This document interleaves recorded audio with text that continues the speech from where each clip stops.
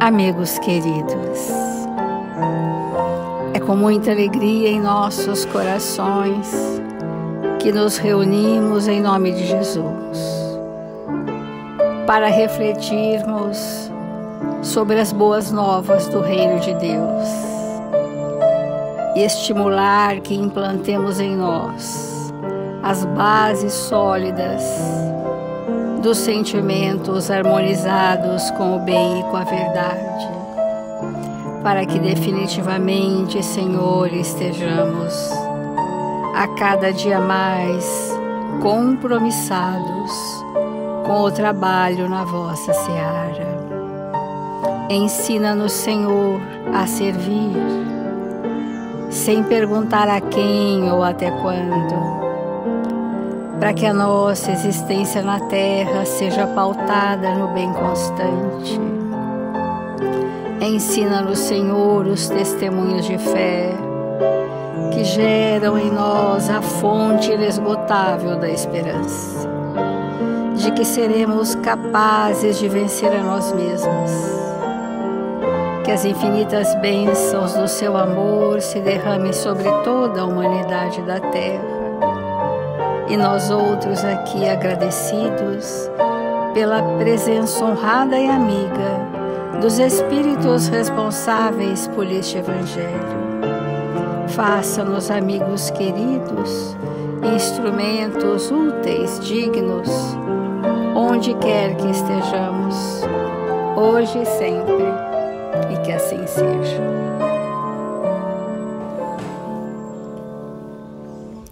Do Evangelho segundo o Espiritismo, capítulo 5, Bem-aventurados os aflitos. E das aflições terrenas, nós vamos ver as provas voluntárias e posteriormente o verdadeiro cilício. As provas, elas têm o objetivo de sanear a nossa necessidade evolutiva, de resolver questões pendentes arquisseculares que trouxemos em nós, e que somente através dessa circunstância reencarnatória chamada prova é que nós vamos construir valores que não tínhamos. A escolha de provas, ela é relativamente consciente. Para os espíritos mais lúcidos, que já trazem o remorso transformado em arrependimento, essas escolhas serão pertinentes ao seu estado consciencial, mas a grande maioria de nós segue as leis da reencarnação, segue as leis dos vetores atrativos, os vetores que nos imantam perto uns dos outros por similitude fluídica. Essas são as escolhas de provas. Então, nós precisamos refletir que hoje, nesse dia, nesta hora, eu já estou fazendo uma escolha de provas. Eu já estou definindo as minhas próximas encarnações. É isso que nós temos que entender. A prova de hoje foi uma escolha de ontem. As pessoas que nos chegaram hoje na existência na Terra foram escolhas de ontem. Isso que é escolha de provas. Quando Eurípides trouxe isso para nós, logo no início da evangelização de espíritos, foi assim uma compreensão muito, muito mais ampliada do que nós tínhamos até então. Que nós estamos escolhendo, às vezes arbitrariamente, inconscientemente, pelas forças cegas, nós estamos escolhendo. Mas em momento nenhum isso ainda é o livre-arbítrio, porque o livre-arbítrio só nos acontece à medida em que a responsabilidade moral for conquistada. Então, quanto maior conhecimento, maior responsabilidade e maior o livre-arbítrio. Então, para que o espírito escolha suas provas através do livre-arbítrio, ele precisa ter um estado consciencial de responsabilidade muito grande. A grande maioria de nós, no seu planejamento reencarnatório, trazemos, vamos supor, linhas genéricas a serem cumpridas com alguns pontos específicos. É muito importante. Na totalidade da existência genérico, em algum aspecto que é o gênero de prova, nesse aspecto é que foi detalhado o nosso planejamento reencarnatório. As outras coisas, às vezes a pessoa não tem nenhum detalhamento profissional, porque ela pode trabalhar como A, como B, como C, ganhar honestamente seus proventos e ser uma pessoa do bem. E não ter nenhum processo aí. Ela pode escolher o que ela quiser dentro das habilidades espirituais que ela trouxe. Mas o gênero de provas é um lado específico que nós precisamos descobrir em nós qual é. E há pessoas que têm um detalhamento maior de várias questões profissionais, familiares, trabalhos espirituais, trabalhos na comunidade, são mais especificadas. Mas isso não importa agora, importa saber que dentro dessa generalidade nós temos um aspecto da prova que nós temos que identificar qual é.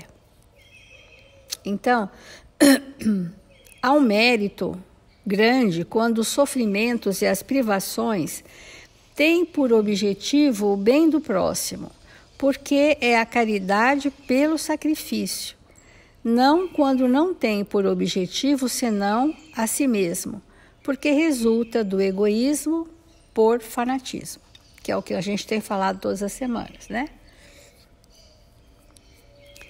Contentai-vos com as provas que Deus vos envia, e não aumenteis sua carga, às vezes tão pesada, aceitá-la sem lamentação e com fé é tudo o que ele vos pede.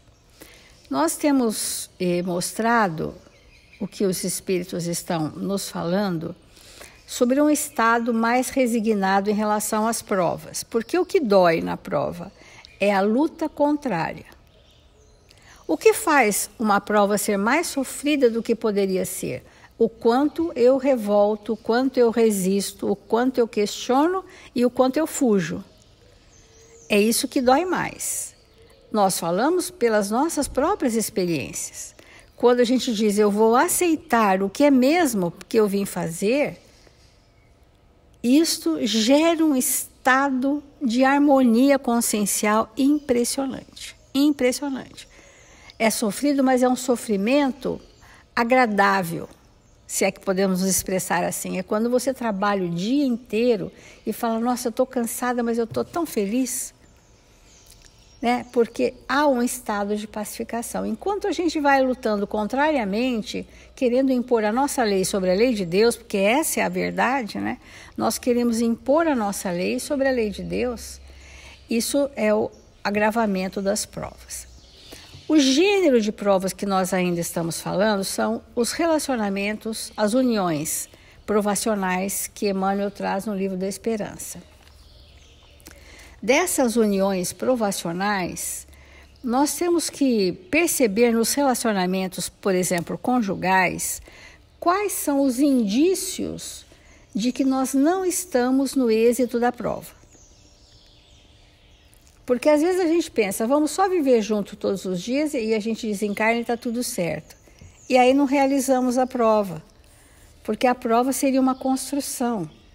E essa construção não tendo sido feita, não houve méritos. Então, eu peguei aqui da Joana de Ângeles, nós já até falamos sobre essa lição e a gente vai voltar em relação à vida conjugal, né?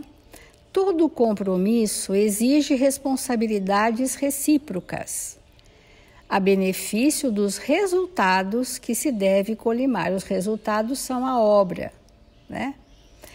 Então, quais são os indícios que nós precisamos estar atentos em nosso relacionamento para sanearmos mais rapidamente, não deixar que se instale em nós uma fenda através da qual as trevas vão se infiltrar. Então ela diz assim algumas coisas bem comportamentais, mas muito frequentes. Indispensável que para o êxito matrimonial sejam exercidas singelas diretrizes de comportamento amoroso. Então a amorosidade, através da afetividade, precisa ser a tônica dos relacionamentos. Temos uma forte impressão de que isso se faz nos primeiros momentos, nos primeiros tempos, e que depois isso fica relegado a um plano tão secundário quanto não inexistente. Há alguns sinais de alarme que podem informar a situação de dificuldade antes de agravar-se a união conjugal. Que sinais são estes? O silêncio. Silêncios injustificáveis quando os esposos estão juntos. Não tem mais o que falar que não seja a operacionalidade daquele lar. Se o lar está funcionando, mas entre si não há mais o que falar. Tédio inexplicável ante a presença do companheiro ou da companheira. O tédio é um dissabor, né? É um marasmo, é uma coisa sem significado, sem graça, sem satisfação. Por que o tédio? Porque o sentimento não está sendo construído. Então não tem aquele vivo interesse de estar um com o outro para elaborar planos, inclusive planos de ideais nobres, porque isso faz parte do amor. O trabalho da caridade, fazer planos juntos, né? Temos questões assim que abraçamos para construir juntos. Esse silêncio injustificável, o tédio, vai gerar aquela necessidade de o tempo todo as pessoas trazerem um monte de gente para dentro de casa. Um monte de gente. É familiares que vêm para cá, vêm para lá, é amigos, é não sei o quê, é não sei o quê. Por quê? Se aquelas duas pessoas ficarem sozinhas, terá tédio e silêncios vazios. Então precisamos dos alaridos do mundo, do barulho do mundo, para começar a preencher aquilo que o relacionamento não construiu. Um outro traço importante é a ira, a raiva, a cólera, a irritabilidade disfarçada. Quando o cônjuge emite uma opinião, você se irrita, questiona e não fala nada, mas vibra. Vibra é aquela vibração, é o seu campo magnético para aquela pessoa chegar ou não. Outra coisa importante, saturação dos temas habituais. Não tem mais conteúdos para se falar. Então, por onde vai resvalar? Foge por interminas leituras. Hoje, traduzindo esse livro mais antigo, foge pelos caminhos da internet. Vai se entreter. E a pessoa do seu lado, seus filhos do seu lado, aquilo não te entretém, não te convém, há tédio, há insatisfação, e nós então mergulhamos nesses momentos intermináveis de buscas de entretenimento pelos meios de comunicação. Desprazer em voltar para casa.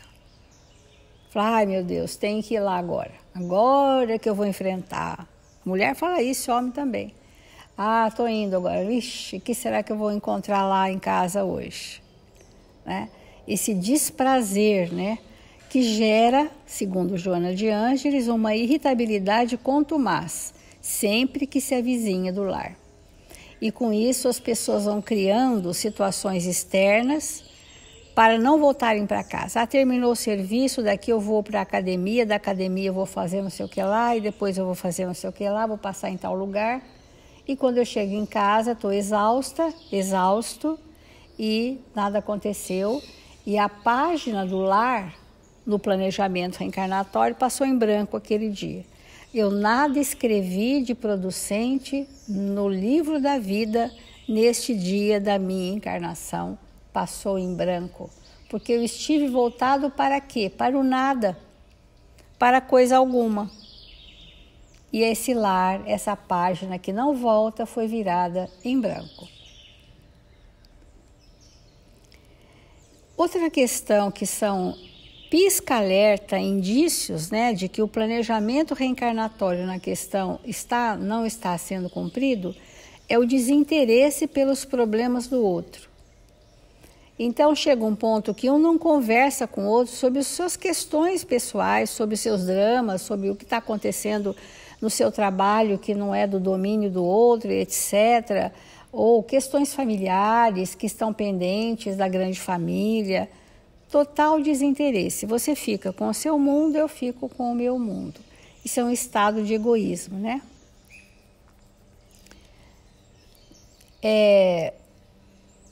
E muitos outros mais. Nós estamos falando uns entre milhares de outros, né? É natural que ocorram desacertos porque precisa haver reajustes. Mas a questão que hoje paira nas primeiras relações de desinteresse, as pessoas querem outras buscas, achando que outra pessoa seria diferente no relacionamento. E no início há sempre um encanto que se chama ilusão. Porque a construção do amor não se faz no tempo da ilusão, se faz no tempo da intimidade do relacionamento, que transcende a convivência, né? Porque podemos conviver bem no lar e não nos relacionarmos profundamente. Então, ao invés, porém, de separação, reajustamento. Essa é a palavra de ordem. A questão não é uma nova busca, mas de redescobrimento do que já possui. Aquele espírito, seja qual for que está ao nosso lado, é um espírito riquíssimo, milenarmente. E nós precisamos ter esse prazer de adentrarmos esse universo tão rico. Antes da decisão precipitada, ceder cada um no que lhe concerne a benefício dos dois. Mas alguém pode estar pensando e dizer assim, mas ele ou ela só me fazem sofrer. É uma atrocidade, é uma crueldade. Vamos lembrar dos evangelhos passados que esses espíritos que hoje trazem enfermidades morais são da nossa responsabilidade. Nós estamos juntos nas tramas do passado daquele espírito que hoje sofre e, não sabendo manifestar a sua dor, manifesta a sua personalidade doente. Então, seja um filho, seja o marido, seja a esposa, seja quem for do reduto mais íntimo, aqueles espíritos que hoje a gente se preocupa, olha, está resvalando de novo nas más tendências, mas eu tenho responsabilidade sobre isso. Porque quando nós nos sentimos isentos, a gente fica indiferente, né? Então, o assunto é bastante complexo, a gente vai continuar outro dia sobre isso.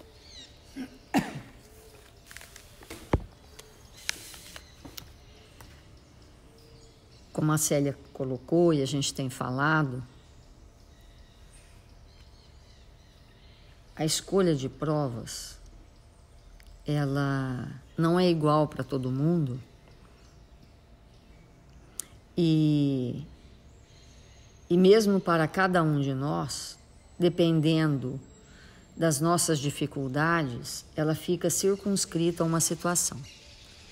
Então, há momentos na nossa vida como espírito que essa escolha de provas ela é muito reduzida, porque o espírito muito primitivo ele nem tem grandes responsabilidades. Então, a prova, vamos dizer assim, é muito genérica e muito relacionada ao processo evolutivo natural do ser humano.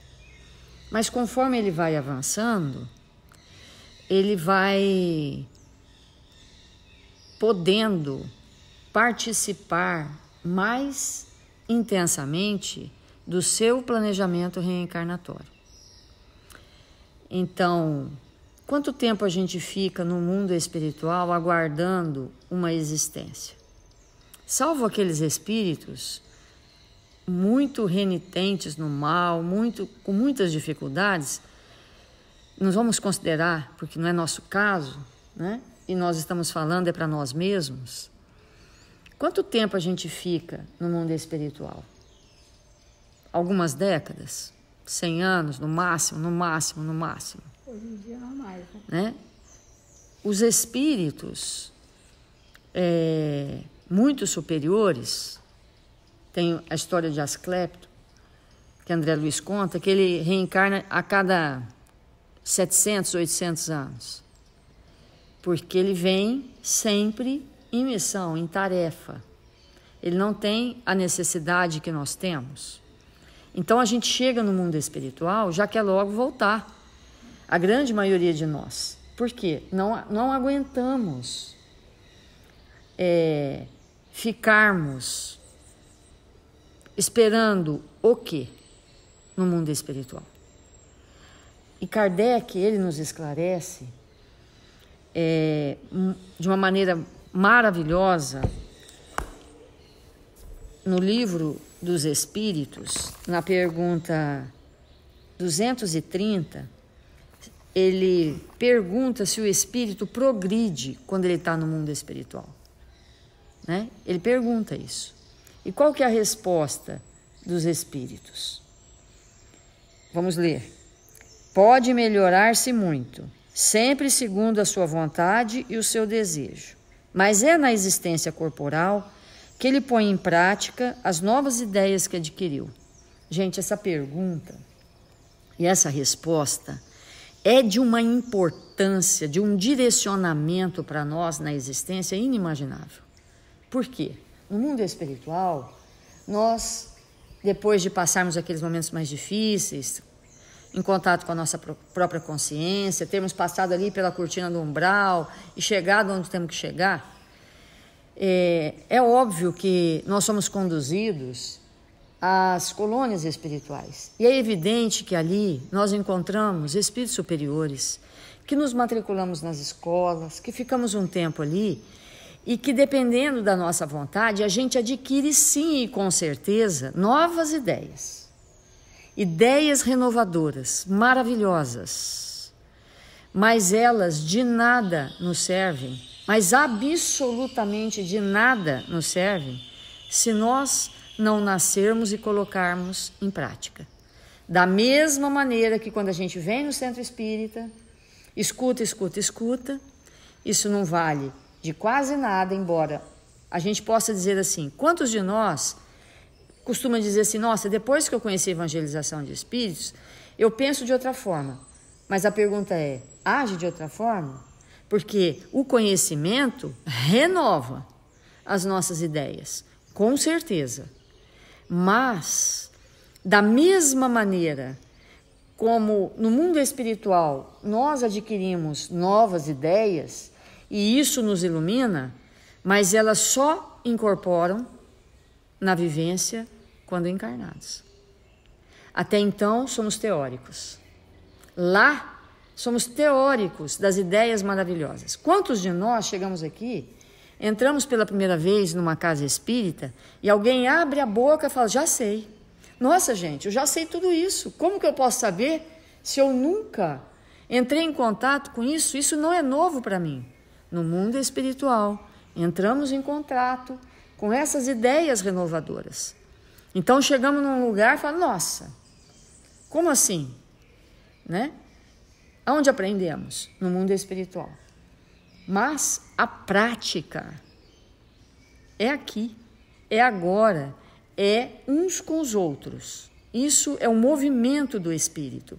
Então, quando estivemos lá da última vez, certamente entramos em contato com Eurípides na sua escola, com aqueles espíritos que estão sobre o seu comando, que nos falaram, que nos incentivaram, que nos mostraram novos caminhos, com certeza, né?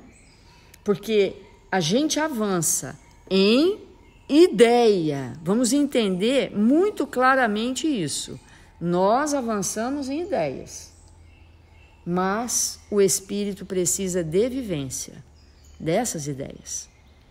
Isso é extremamente importante para nós. Bom, então a gente chega lá, escuta tudo e fala, nossa, eu preciso renascer, para ver se dessa vez eu ponho em prática essas ideias. Então, nesse capítulo, que é o capítulo 6º do segundo livro, o Livro dos Espíritos, e agora nós não estamos num estudo, nós não estamos estudando, nós estamos no Evangelho, mas para ampliar o nosso entendimento, vamos precisar recorrer a essas ideias que ele trouxe, porque nesse capítulo, como todos nós sabemos, tem um item, escolha de provas. Tem esse item, escolha de provas. Quanto que nós que estamos aqui estudando, aprendendo, participamos do planejamento reencarnatório nosso? Cada um participou um quanto, mas certamente nós participamos integralmente da escolha de provas. Nós podemos, por exemplo, um espírito superior, quando ele reencarna, o planejamento dele é de um detalhamento inimaginável. É de um detalhamento, de uma especificidade inimaginável. Nós que fazemos parte da turba, eles chegam para nós e falam, olha, vem cá, vamos analisar o gênero de provas. É basicamente isso que a gente participa, do gênero de prova. E aí é muito importante nós, no Evangelho do Nosso Lar, junto aos nossos jovens, crianças não, porque elas não precisam disso nessa fase, mas dos jovens e jovens adultos, sentar junto da família, vamos estudar a escolha de prova do Livro dos Espíritos para ver se a gente entende a nossa, né? A importância disso. Então, na questão 258, Kardec faz alguns questionamentos extraordinários para nós. Extraordinários. Uma das perguntas que ele faz, que todos nós conhecemos, se o espírito escolhe mesmo nascer num ambiente terrível. Se ele escolhe. Se ele escolhe nascer num ambiente onde o crime prevalece. E ele vai dizer que sim, escolhe. Ele escolhe como gênero de prova. Se a gente escolhe como gênero de prova nascer num ambiente do crime, que dirá nascer com alguém em que, em algumas circunstâncias, fomos criminosos com aquela pessoa, enganamos, que foi o que falamos ontem, né? Os gêneros de prova relacionados às uniões são o quê? Onde nós fomos os criminosos. Esse é o gênero de prova. Imagina, se o espírito escolhe nascer num ambiente do crime, se ele não escolhe nascer junto daquele em que ele foi o algoz. E o outro, entre milhões de aspas, a vítima, porque não tem ninguém vítima de ninguém, né? Então, eu vou pedir licença, a partir de hoje, para a gente ler alguns pontos do livro, sem que isso vire um estudo, mas para a gente nortear o próprio Evangelho. Porque sem algumas definições, fica difícil a gente entender com profundidade, né? Sem pensar, sem levar a gente a pensar que estamos fazendo um estudo. Mas vamos aplicar. Porque, veja bem, o Evangelho traz esse tema. E o Livro dos Espíritos, escrito anteriormente, traz o tema. Nós vamos necessitar. Então, ele diz assim, na questão 228. Quando, no estado errante e antes de se reencarnar, o espírito tem consciência e previsão das coisas que lhe sucederão durante a vida, ele próprio escolhe o gênero de prova que quer suportar e é nisso que consiste o seu livre-arbítrio. Como nós temos colocado, livre-arbítrio. Aí, quando nós estamos aqui, a gente fala assim, sabe que eu vou te largar? Porque eu tenho livre-arbítrio. Não.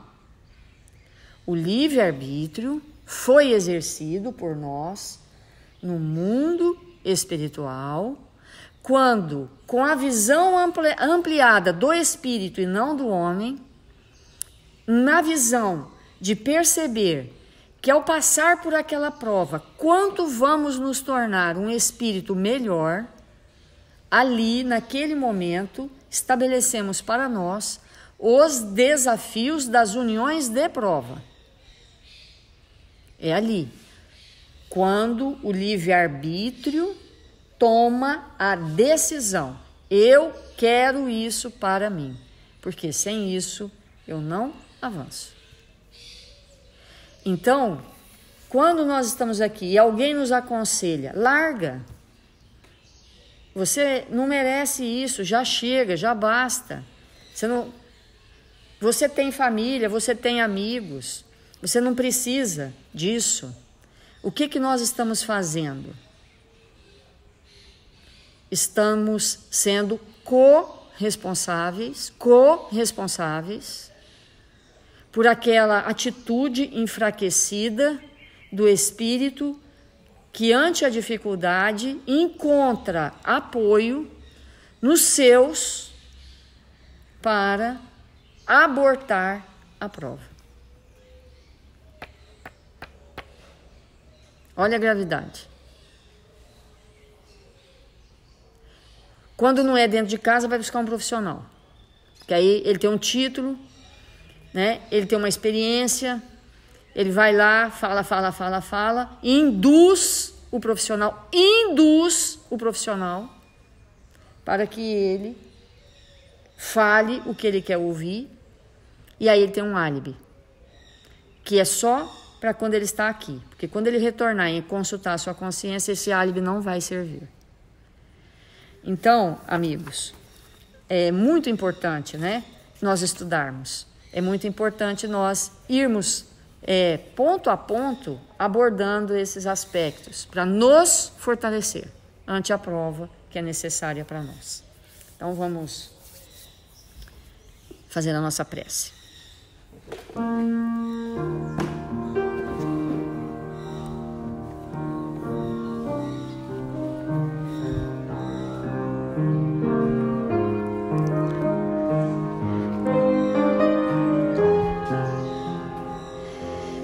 Senhor Jesus, divino amigo das nossas vidas, nesta hora abençoada que nos encontramos em seu nome, rogamos, Mestre, que tenhamos força para permanecer onde nos encontramos, onde o Senhor nos colocou com aqueles que seriam para nós libertação dos equívocos perpetrados dentro de nós mesmos. Que nós sejamos espíritos honrados, conscientes, que possamos permanecer junto daqueles que significam para nós oportunidades de progresso, de regeneração dos nossos espíritos. Permite, Senhor, que possamos nos entregar com alegria e bom ânimo nas tarefas simples que o Pai nos confiou, nos oportunizou para que pudéssemos nos tornar espíritos lúcidos, dispostos ao bem e à verdade. Permite, Senhor, que possamos fazer desta existência um tempo de regeneração, para contribuir para que este planeta, Senhor, criado para nos receber, possa ser um mundo feliz. Ampara, Jesus, nossos irmãos, registrados nos cadernos de vibração da nossa casa. Nossos irmãos que partiram, tendo cumprido seu planejamento, que se encontram felizes, leves, confiantes no bem maior. E ampara, Senhor, aqueles que desistiram, que não souberam persistir, que voltaram ao mundo espiritual escurecidos pelas dificuldades íntimas, que igualmente sejam recebidos e amparados, porque Deus, nosso Pai, sempre está por nós. Rogamos a todos os brasileiros, irmãos nossos, que o Pai nos convocou para aqui estar, que possamos contribuir com esta nação, que possamos ser espíritos justos, operosos no bem, possamos pensar no nosso próximo, na nossa família, mas em todas as famílias. Possamos, Senhor, amparar os jovens, as crianças, oferecer do que temos de melhor. Que o Senhor esteja por nós, agora e sempre. Que assim seja.